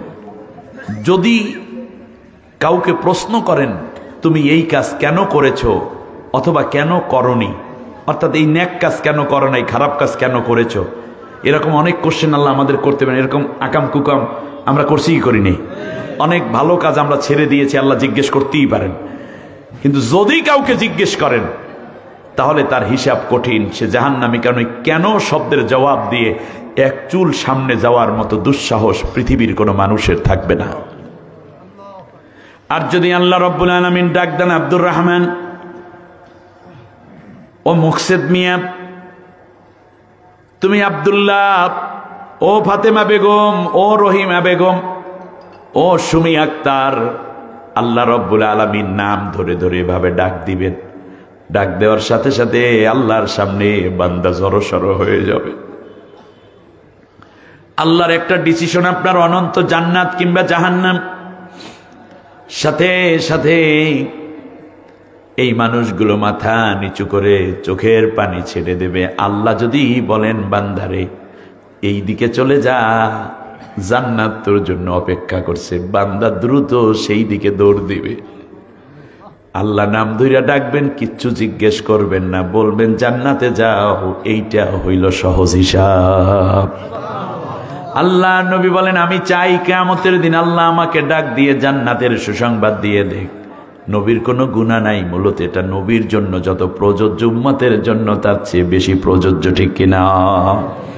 আমার ভাইরা, আল্লাহ রব্বুল আলামিনের কাছে এই দোয়াটাই করবো, আল্লাহ হিসাবের দিন হিসাব সহজ করে দিও। আল্লাহ রব্বুল আলামিন বলেন, ইয়াউমা লা ইয়ানফাউ মালু ওয়ালা বানুন ইল্লা মান আতাল্লাহা বিকলবিন সালিম। আল্লাহু আকবার। এই আয়াত নাজিলের পরে সাহাবীরা অস্থির হয়ে গিয়েছিলেন। আল্লাহ তাআলা বলেন, কিয়ামতের দিন তোমাদের ধনবল, মনোবল, জনবল, দলীয় অস্ত্র কারখানা কিংবা তোমাদের বড় রকমের ষড়যন্ত্র কোনো কাজে আসবে না, সন্তান সন্ততি ধন দৌলত কোনো কাজে লাগবে না। যারা একটা সরল অন্তর নিয়ে আমি আল্লাহর কাছে আসবা, আমি আল্লাহ তাদেরকে সোজা জান্নাত দেখাইয়া দেব। আমাদের মুসলমানদের কেউ কেউ এমনও আছে জিলাপির মতো সোজা অন্তর। কিসের মতো? জিলাপির মতো সোজা, আছে না নাই? আছে। আল্লাহ যেন আল্লাহ আমাদেরকে সরল অন্তর বান্দা হওয়ার তৌফিক দেন, বলেন আমিন। অনাহান নাফসা আনিল হাওয়া, মন যা চায় তাই করা যাবে না। মন চায় মেয়েটার দিকে তাকাই, মন চায় ফেসবুকের ভিতর ঢুকে অশ্লীলতা দেখি, মন চায় ইউটিউবের ভিতরে গিয়ে খারাপ জিনিসের সার্চ দেই, না। মন যা চায় তা না, বরং আল্লাহ যা চান সেইটা হবে। কারণ ইন্নাস সামআ ওয়াল বাসার ওয়াল ফুআদা কুল্লু উলাইকা কানা আনহু মাসউলা, তোমার চোখ, তোমার কান, তোমার চিন্তা কি করেছো এই ব্যাপারে অবশ্যই জিজ্ঞাসিত হতে হবে। অতএব আল্লাহ নবী বলেছেন, আল আকিয়াসু মান দানা নাফসাহু ওয়া আমিলা লিমা বা'দাল মাউত, সবচেয়ে বুদ্ধিমান ব্যক্তি সে যে নিজের নফসকে নিয়ন্ত্রণ করে আর পরকালের জন্য কাজ করে। সুবহানাল্লাহ বলেন। এই ব্যক্তি কি বুদ্ধিমান? হ্যাঁ, এই ব্যক্তি কি সবচেয়ে বড়? আর ওই ব্যক্তি সবচেয়ে দুর্বল যে গুনার কাজ করতে থাকে আর মনে মনে ভাবে সে আল্লাহর কাছে জান্নাত চায়, কিন্তু আমরা গুনার কাজও ছাড়ি না আর আল্লাহর কাছে জান্নাত চাই। এটা কিন্তু বোকা মানুষের আলামত, ঠিক কিনা বলেন? অতএব আমরা কি বোকা হব না বুদ্ধিমান হব? বুদ্ধিমান হতে হলে নিজের নফস, মন চায় ওর একটা পেঁপে চুরি করে নিয়ে আসে, মন চায় একটা মিথ্যা কথা বলি, মন চায় একটু ইমাম সাহেবের একটা বকা দিয়ে দেয়, মন চায় একটা জেনা করি, মন চায় আস্তাগফিরুল্লাহিল আযীম, এইরকম অনেক মন চায়, কিন্তু মন যা চায় তা হবে না। আল্লাহ কি বলেছেন, নবী কি চান, সেই দিকে আমাদের খেয়াল রাখতে হবে। যারা এই কাজ করতে পারে, অতএব যারা আল্লাহর সামনে হাজির হতে হবে এবং নিজের নফসকে নিয়ন্ত্রণে রাখতে পারবে, এই ব্যক্তি যাবে কোথায়? জান্নাতে। আর যে তাগুতি করবে এবং দুনিয়ার জীবনকে প্রাধান্য দিবে, তারা যাবে কোথায়? আপনারা কোথায় যেতে চান? তাহলে নফসকে নিয়ন্ত্রণ করা এবং পরকালের জন্য কাজ করতে হবে, চিন্তা করতে হবে, নফসকে নিয়ন্ত্রণ করতে হবে এবং আল্লাহর সামনে হাজির হতে হবে। 2 মিনিটের মধ্যে শেষ করে দেব। এই সুন্দর মাহফিলটা আপনাদের কাছে কেমন লাগলো? ভালো লেগেছে? অনেকক্ষণ আমি কথা বলছি। আমি